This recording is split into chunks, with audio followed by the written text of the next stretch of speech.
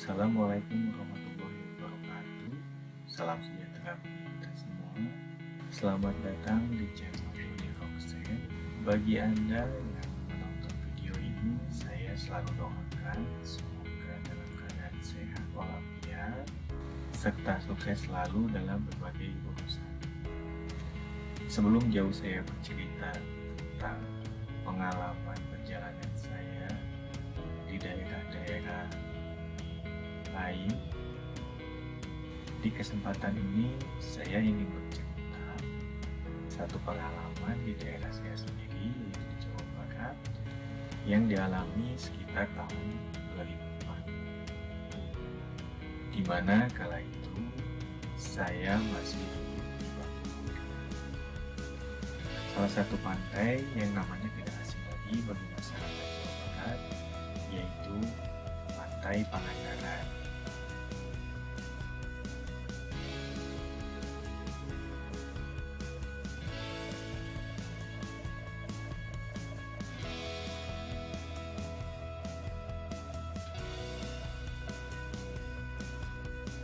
Lupa tanggal tepatnya berapa, tapi yang pasti waktu itu adalah tahun 2004, di mana saat itu saya masih duduk di semester 5, nah kalau tidak salah semester 5 atau 6, di salah satu universitas swasta di kota Bandung. Perjalanan ini saya tempuh bersama 3 orang rekan saya, ya, jadi istilahnya teman kosan, bukan teman kampus atau teman satu kampus atau satu kelas tempat kuliah, tetapi teman-teman atau sahabat saya yang berasal dari satu kosan yang sama, yaitu berawal dari kejenuhan, bete, atau mati gaya. Kami berempat memutuskan untuk jalan-jalan lah ya ke Lembang. Saat itu kami berangkat mengendarai 2 sepeda motor, ya. Satunya milik saya, satu lagi milik teman saya. Jadi satu motor berboncengan, ya. Jadi sekitar sehabis duhur kalau nggak salah, sekitar jam 1 siangan kami menuju Lembang. Dan sebelum menuju ke Lembang, kami sempat mampir dulu di salah satu toko minuman legendaris, ya, di Jalan Dago. Jadi ya namanya anak muda kala itu, ketika suntuk tiba itu kecenderungannya pasti ingin berhura-hura lah, istilahnya ya, have fun lah. Tapi sayang sekali memang ini contoh perilaku yang buruk juga. Saat itu kami membeli minuman nggak jelas lah ya, istilahnya minuman yang bikin kita nggak jelas gitu, karena tujuan kami ke Lembang pun yaitu nongkrong-nongkrong di kebun teh sambil menikmati minuman-minuman tersebut lah istilahnya. Setiba di Lembang, kala itu kami nongkrong di salah satu kebun teh yang tepat berada di dekat gerbang Tangkuban Perahu, ya. Jadi wilayah perbatasan antara Bandung dan Subang. Kami memutuskan untuk nongkrong di sana di pinggir jalan, tapi memang agak atas tempatnya kebun teh, sehingga pandangan kami pun ke arah jalan itu sangat terbuka, ya, terbuka. Kami tiba itu sekitar 2 siangan, berduaan sampai di Lembang, menikmati suasana di sana, nongkrong-nongkrong sambil ya minum tadi, ngerokok lah, bercanda-bercanda, ketawa hahihi, sampai akhirnya kami pun memutuskan untuk meneruskan perjalanan menuju kota Subang. Dan itu tanpa perencanaan juga, karena di awal kami hanya bertujuan untuk nongkrong-nongkrong lah di Lembang, di kebun teh. Tapi entah kenapa kami semua waktu itu malah sepakat untuk melanjutkan perjalanan menuju ke kota Subang. Alhasil berangkatlah kami ke Subang. Di Subang sendiri tidak banyak cerita, kami hanya menemui salah satu teman kuliah juga yang kebetulan waktu itu sedang berada di Subang, dan memang hasilnya si teman tersebut adalah orang Subang. Jadi kami mampir ke rumahnya sebentar waktu itu, untuk kemudian kami malah bersepakat lagi untuk meneruskan perjalanan menuju ke Pamanukan ya, ke jalur Pantura kala itu. Dan kondisi kami saat itu, dari 4 orang ini, untungnya kami semua memakai sepatu, bercelana panjang, dan memakai jaket. Hanya saja memang tidak seorang pun dari kami yang membawa baju ganti, dan hanya 1 orang juga yang membawa tas gendong. Dan itu pun isinya seperti yang tadi sudah saya jelaskan, isi tas tersebut dipenuhi oleh minuman-minuman gak jelas ya. Dan saat itu kami pun tidak tahu tujuan kami mau kemana. Yang pasti kami hanya melanjutkan perjalanan dari kota Subang tersebut menuju Pamanukan ke jalur Pantura. Jadi istilahnya pokoknya gimana nantilah, udah gas aja lah gitu istilahnya. Nah, karena kondisi kami saat itu memang tidak ada 1 orang pun yang memiliki persiapan, otomatis kami saat itu sempat membeli sal ya, bandana di pinggir jalan, sal murah itulah di pinggir jalan sebagai penutup muka, karena dari kami berempat hanya 1 orang yang memakai helm full kalau tidak salah. Sementara seperti yang kita tahu, di jalur Pantura tersebut tiupan angin kencang dan debu itu cukup lumayan ya mengganggu pernapasan kita. Sesampainya kami di jalur Pantura, kami langsung mengambil arah ke Indramayu Cirebon ya kala itu, karena salah satu teman saya ini memiliki pacar ya, berdomisili di Cirebon, dan kebetulan waktu itu pacarnya tersebut sedang berada di rumah di Cirebon. Jadi otomatis kami memiliki tujuan kota Cirebon ya kala itu. Namun sebelum sampai di Cirebon, kami sempat mengalami kecelakaan, tapi memang tidak cukup parah. Saat itu motor teman saya terserempet oleh kontainer ya, sehingga akhirnya motornya terpental, tapi memang tidak kenapa-napa, hanya lecet-lecet aja, sehingga kejadian tersebut sama sekali tidak memberikan atau membuat semangat kami sedikit luntur, sama sekali tidak. Kami malah terus melanjutkan perjalanan hingga ketika hari sudah mulai gelap, kami pun mampir di salah satu tempat makan ya, tempat makan sederhana biasa di pinggir jalan di sekitar Indramayu kalau nggak salah. Kami pun beristirahat sambil melewati waktu maghrib, karena saat itu memang kebetulan hari sudah mulai gelap. Kami nongkrong di warung tersebut sambil makan, beristirahat terlebih dahulu sebelum akhirnya melanjutkan perjalanan ke Cirebon. Dan tiba di Cirebon itu sekitar pukul 8:30 lah ya, jam 9 kurang, dan kami langsung menuju ke rumah pacar teman saya tersebut ya. Dan perlu diketahui juga bahwa saat itu perjalanan ini kami lewati tanpa persiapan, tanpa rencana, dan bahkan tanpa dukungan finansial yang memadai ya. Karena kami semua ini bukan mahasiswa yang berasal dari keluarga berada, tapi kami berempat berasal dari keluarga yang memang biasa-biasa saja, bahkan mungkin kurang. Jadi ya namanya mahasiswa, bisa dikatakan yang penting punya uang yang cukup untuk bensin aja, sisanya udahlah gimana nanti gitu. Dan ini salah satu langkahnya ya, itu kami numpang di rumah orang lain gitu. Numpang nginep, numpang makan juga, numpang mandi, dan lain-lain.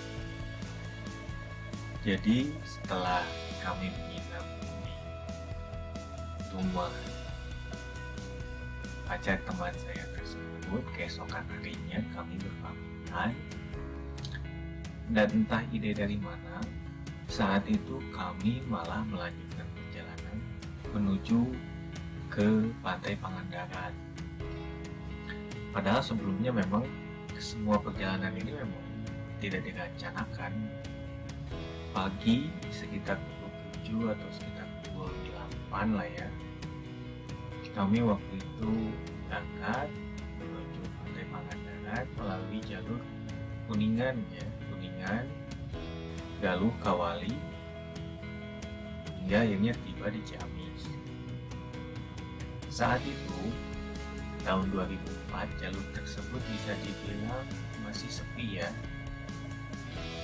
sehingga pemandangan yang bisa kita temui ketika melewati jalur tersebut sangat banyak pemandangan alam yang mempesona. Seperti yang kita tahu, salah satunya kita akan melewati salah satu waduk ya yang terdapat di Kota Kuningan, Waduk Dharma, hingga melewati patilasan-patilasan bersejarah bagi masyarakat Tatar Pasundan ya. Salah satunya ada petilasan Prabu Siliwangi juga di daerah Galuh, Kawali gitu.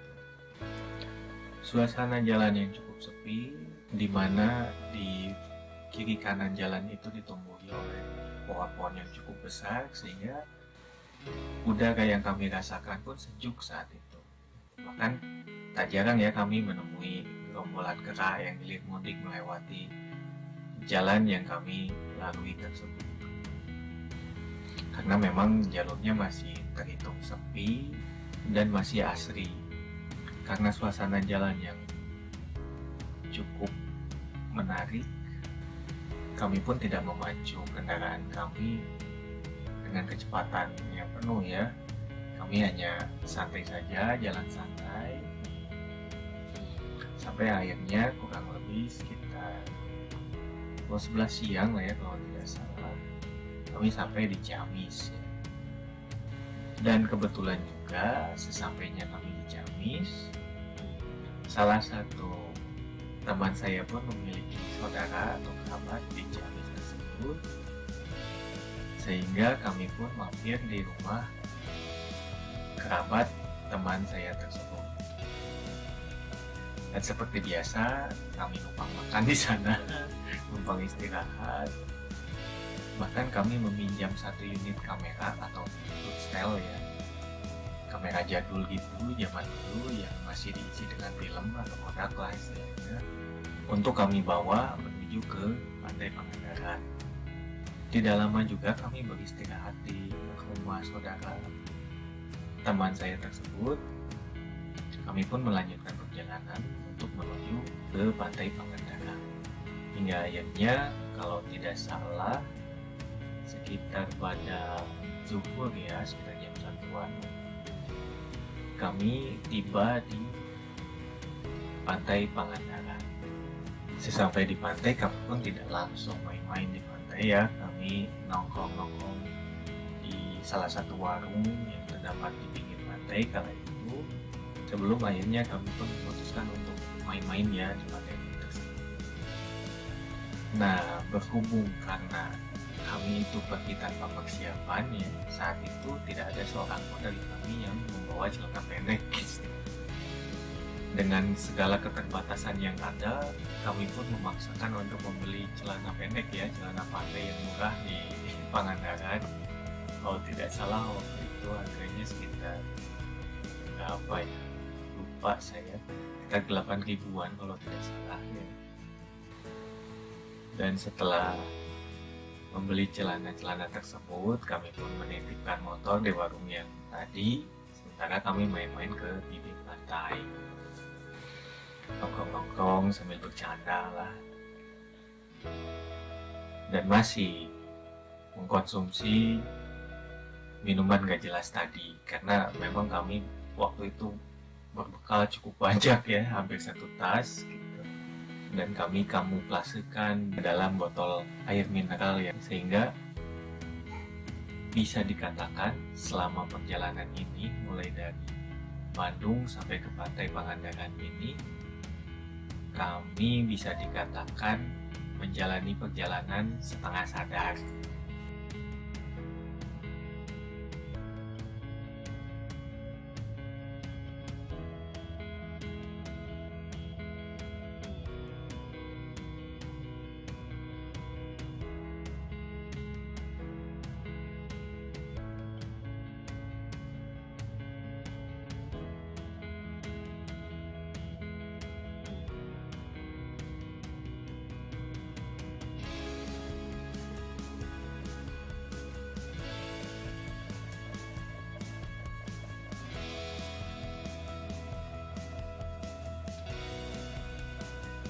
Dan sedikit ya mengenai Pantai Pangandaran. Nama asli dari Pantai Pangandaran ini sebenarnya adalah Pantai Pananjung ya, karena di sana terdapat tanjung yang kemudian dulunya itu dijadikan satu desa yang disebut Desa Pananjung. Pananjung itu sendiri berasal dari kata Pananjung Nanjungna kalau dalam bahasa Sunda, yang artinya adalah paling makmur lah, istilahnya daerah paling makmur atau paling subur. Dan dulu itu Pangandaran sendiri masih tergabung dalam wilayah Kabupaten Ciamis ya.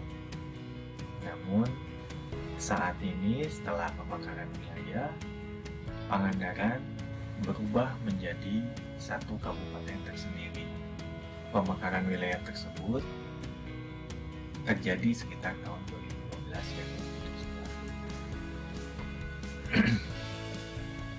Kembali kepada cerita, karena saat itu bukan musim liburan, otomatis suasana pantai cukup sepi ya, sehingga kami sangat leluasa untuk bermain-main di pantai tersebut. Dan perlu diketahui juga ya, bahwa Pantai Pangandaran ini menurut saya adalah salah satu pantai yang memiliki spot sunset terbaik ya di Jawa Barat kalau menurut saya. Pantai dengan pasir putih yang cukup menawan ditambah birunya air laut cukup membuat pantai ini selalu menjadi primadona bagi masyarakat Jawa Barat. Bahkan terkenal hingga ke mancanegara. Maka tak heran pada saat itu pun, saat kami sedang berada di pantai tersebut, kami menemukan 2 orang warga Belanda ya, sepasang, sedang berjalan-jalan di area pantai tersebut. Ya, akhirnya kedua orang Belanda tersebut menghampiri kami sambil menyapa dan menawarkan beberapa minuman juga. Dengan modal bahasa Inggris pas-pasan ya, bahkan cenderung gak jelas gitu. Kami pun berusaha untuk berkomunikasi lah ya, ngobrol dengan kedua orang Belanda tersebut. Cukup ramah orangnya, mereka menawari kami minuman ya, bir lah kalau kayak kala itu, sehingga kami pun membalas keramah-tamahan tersebut, yaitu dengan menawarkan minuman juga yang kami bawa kepada kedua orang Belanda tersebut. Dan sebenarnya itu bukan ramah-tamahan ya, jadi kayak semacam mau menjebak gitu. Karena seperti yang teman-teman tahu bahwa saat itu minuman yang kami bawa itu adalah merupakan campuran ya dari salah satu minuman gak jelas atau minuman keras yang beredar di pasaran yang memiliki lambang singa ya, dicampur salah satu minuman suplemen kesehatan ya kalau itu, sehingga minuman tersebut airnya jadi berwarna kuning cerah dan kami pun menawarkan minuman tersebut kepada kedua orang Belanda tersebut. Dan saat itu si laki-lakinya ini menerima tawaran kami sambil bertanya bahwa minuman apa ini gitu. Kami hanya menjawabnya bahwa itu minuman suplemen kesehatan lah ya, buat nyantai. Sambil sedikit tertawa-tawa juga kami, namun tanpa curiga si orang Belanda tersebut meminumnya untuk kemudian memuntahkannya ya gitu, karena merasa asing dengan rasanya gitu. Kami pun di sana tertawa cukup terbahak ya karena merasa terhibur. Hingga akhirnya dia bertanya lagi, kok gini banget katanya rasanya gitu kan. Jadi emang benar-benar kurang ajar ya kami ini gitu. Kita dikasih satu botol bir lah ya gitu. Dan kami membalasnya dengan minuman nggak jelas seperti itu gitu. Tapi ya memang cukup akrab kami waktu itu ngobrol sama orang Belanda tersebut gitu. Ya walaupun waktu itu bahasa Inggris saya masih pas-pasan juga, ya mungkin sekarang juga masih pas-pasan lah, tapi keakraban kami bisa terjalin gitu. Kami pun bisa bercanda sambil tertawa-tawa gitu, bermain bersama dan mengambil beberapa gambar atau foto ya.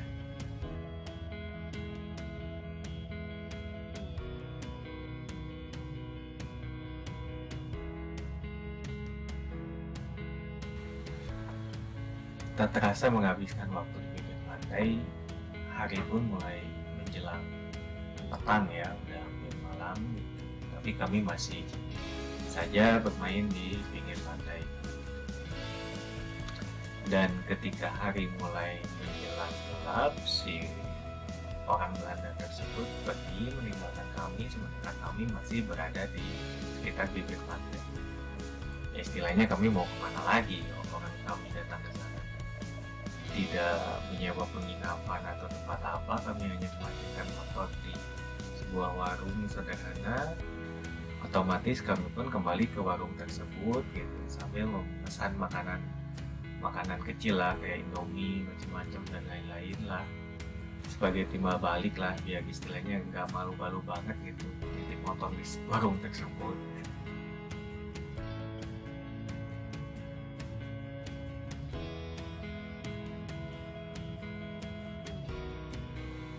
Setelah hari gelap, kami pun memutuskan untuk pulang ya menuju Bandung.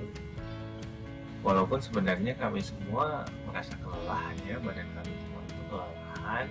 Terlebih saya kala itu karena kedua teman kami yang dibonceng di motor itu tidak bisa menggantikan untuk membawa motor kami. Jadi mau nggak mau ya kami nggak ganti-ganti gitu.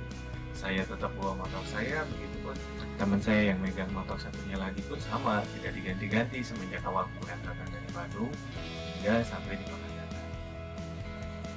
Jalur kepulangan kami yaitu melalui jalur selatan, jadi dari Pangandaran langsung menuju ke Ciamis lagi, langsung menuju ke Tasik, ke Garut, dan akhirnya sampai di Bandung. Perjalanan pulang ini karena kami mengawalinya setelah maghrib kalau tidak salah ya, otomatis kami melakukan perjalanan malam kala itu. Malam itu kami memacu pedal gas kami gitu, melewati Ciamis hingga akhirnya sampai di Tasik. Dan karena saking tidak tahannya kelelahan, saat itu saya ingat kami beristirahat di salah satu pom bensin ya di kota Tasikmalaya. Dan kami tidak beristirahat rebahan di musola atau di mana, tapi memang kami benar-benar rebahan di parkiran motor ya. Jadi kami masuk ke pom bensin, simpan motor kami, dan itu di sebelahnya tuh ada kayak semacam taman gitu. Nah itu taman yang memang udah di semen gitu, di blur lah istilahnya, dan kami pun tiduran tergeletak begitu saja di pinggir motor gitu. Karena sudah saking lelahnya, dan kami pun merasa merasa terlalu kotor jika harus numpang tiduran di dalam musola atau di mana. Otomatis kami ya udahlah tiduran aja di pinggir motor dekat parkiran motor tersebut. Cukup lama kami di pom bensin tersebut hingga akhirnya kami pun melanjutkan perjalanan. Dan saat itu kalau tidak salah ketika kami melewati wilayah Garut ya, dekat-dekat Malangpong, lampu depan motor saya itu mati. Penglihatan saya berkurang ya melihat jalan.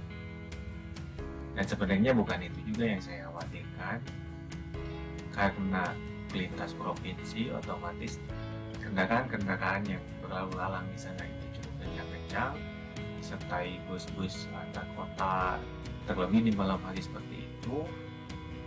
Yang saya khawatirkan itu bukan pandangan sayanya, kan, tetapi pandangan kendaraan lain yang melihat ke motor saya ya. Takutnya mereka nggak melihat motor saya, hingga akhirnya saya menggunakan lampu sen ya, saya nyalakan terus. Jadi lampu sen kanan lah waktu itu saya nyalakan terus sebagai salah satu upaya memberi tanda kepada para pengendara kendaraan.